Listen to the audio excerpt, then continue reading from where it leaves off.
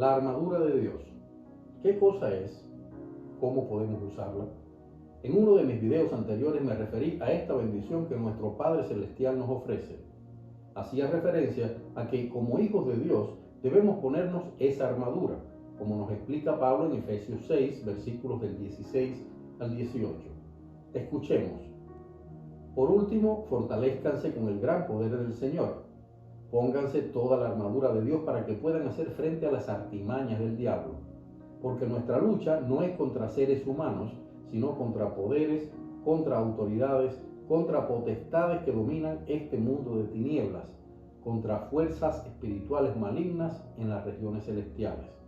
Por lo tanto, pónganse toda la armadura de Dios para que cuando llegue el día malo puedan resistir hasta el fin con firmeza. Manténganse firmes, ceñidos con el cinturón de la verdad, protegidos por la coraza de justicia y calzados con la disposición de proclamar el Evangelio de la paz. Además de todo esto, tomen el escudo de la fe, con el cual pueden apagar todas las flechas encendidas del maligno. Tomen el casco de la salvación y la espada del Espíritu, que es la palabra de Dios. Oren en el Espíritu en todo momento, con peticiones y ruegos. Manténganse alerta y perseveren en oración por todos los santos.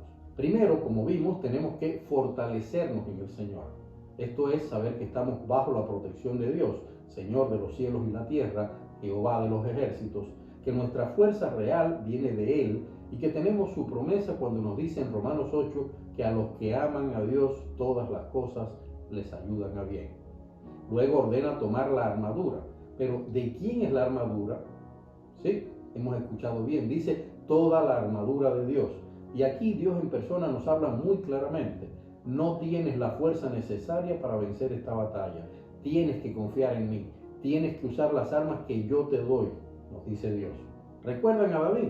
Un gigante bocón, una lanza que pesaba varias veces el peso del pobre David, pero ahí estaba un muchachito que sabía muy bien a qué Dios servía.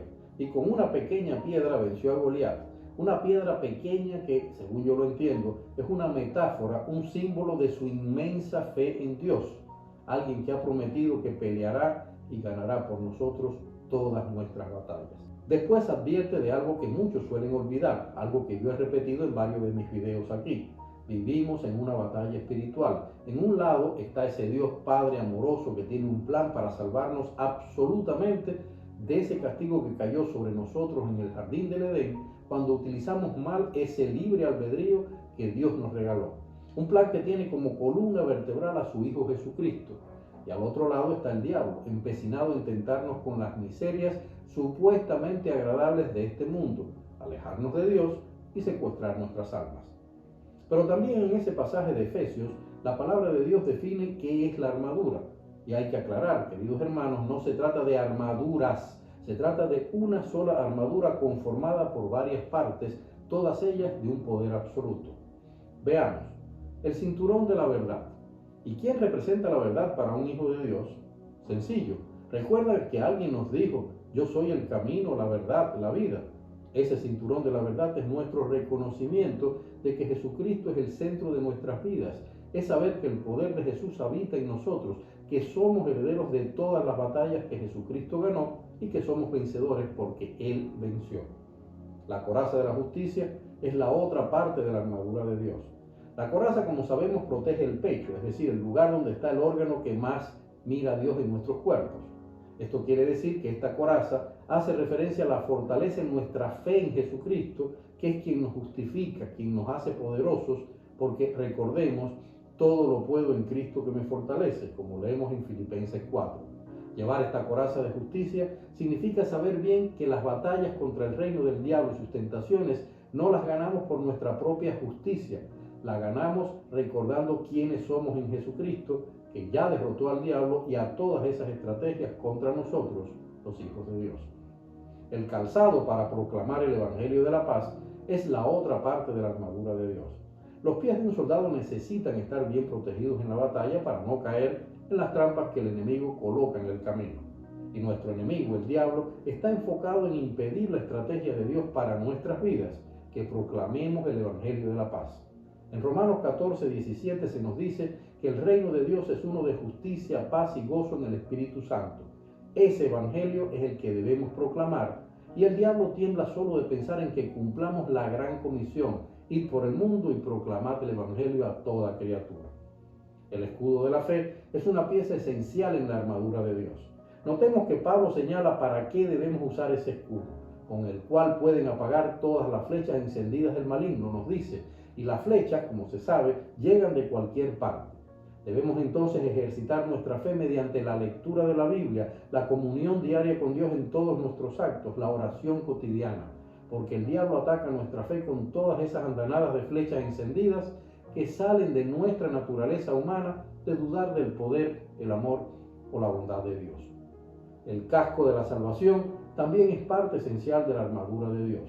Saber que somos salvos por el sacrificio de Jesús, que nuestra salvación eterna no es un cuento de hadas y que nadie nos la puede arrebatar. Creer, como nos dice Primera de Pedro 2:9, que somos linaje escogido, real sacerdocio, nación santa, pueblo que pertenece a Dios, para proclamar las obras maravillosas de aquel que nos llamó de las tinieblas a su luz admirable.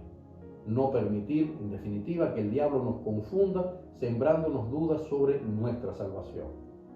La espada del Espíritu es otra de las herramientas en la armadura de Dios y es la única arma de ataque. Jesucristo venció las tentaciones del diablo esgrimiendo esta espada poderosa, la palabra de Dios. Siempre que fue tentado por el diablo, Jesús respondió: escrito está, y esgrimió ante los ojos azorados del diablo la palabra de su Padre Celestial, nuestro Padre Celestial.